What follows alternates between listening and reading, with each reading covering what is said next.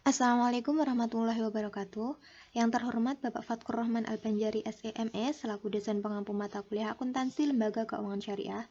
Tugas ini dibuat untuk memenuhi tugas UAS dari mata kuliah akuntansi Lembaga Keuangan Syariah. Dan dalam video ini saya akan memaparkan materi tentang akuntansi rohan atau gadai syariah.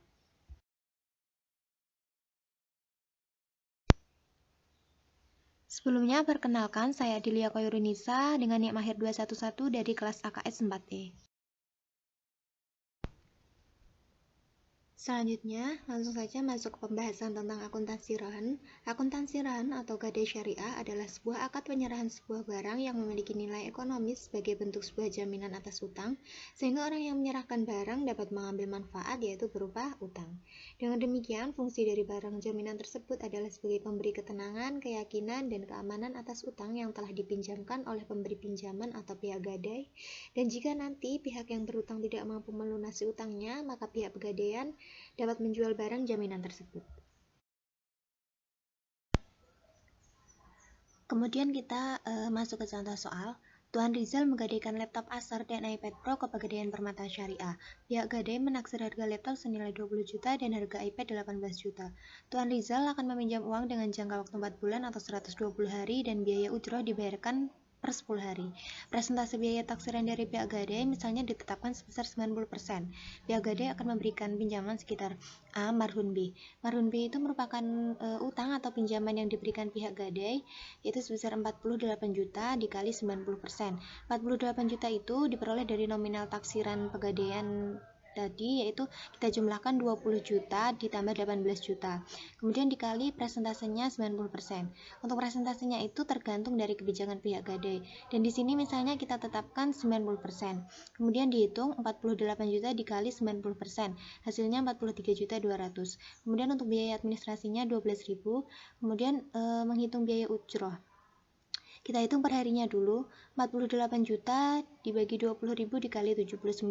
48 juta tadi diperoleh dari nominal biaya taksiran dari pihak gadai, kemudian untuk 20.000. Kenapa 20.000 dan apa itu 20.000? Jadi biasanya barang yang digadaikan itu oleh pihak gadai dihargai 10, misalnya 10.000 per item. Jadi karena barangnya ada dua, jadi 10.000 kali 2 yaitu 20.000. Kemudian 79 rupiah itu merupakan biaya sewa tempat per hari. Kemudian langsung dikalikan saja, 48 juta dibagi 20.000 hasilnya 2.400 dikali 79 hasilnya 189.600.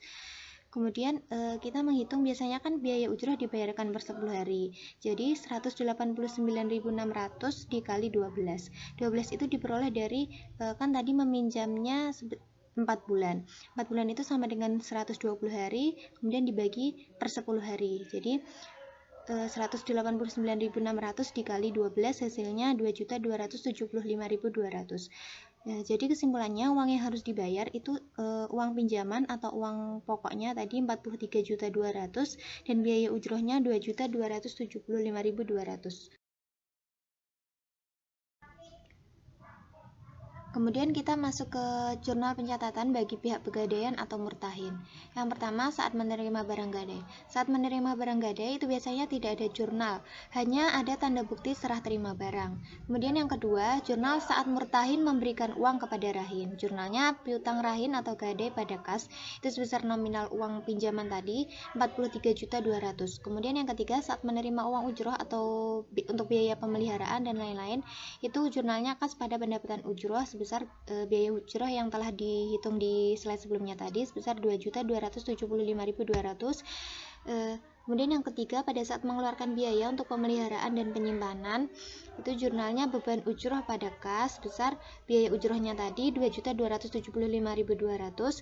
Kemudian jurnal pada saat pelunasan uang pinjaman, barang gadai dikembalikan dengan membuat tanda serah terima barang. Jurnalnya kas pada piutang rahin atau gadai sebesar jumlah marhun B-nya tadi 43 juta 200. Kemudian jurnal pada saat rahin belum melakukan pembayaran saat jatuh tempo, piutang rahin jatuh tempo pada piutang rahin atau gadai sebesar 43 juta 200. Yang terakhir jurnal pada saat pembayaran yang telah jatuh tempo, kas pada piutang rahin jatuh tempo sebesar 43 juta 200.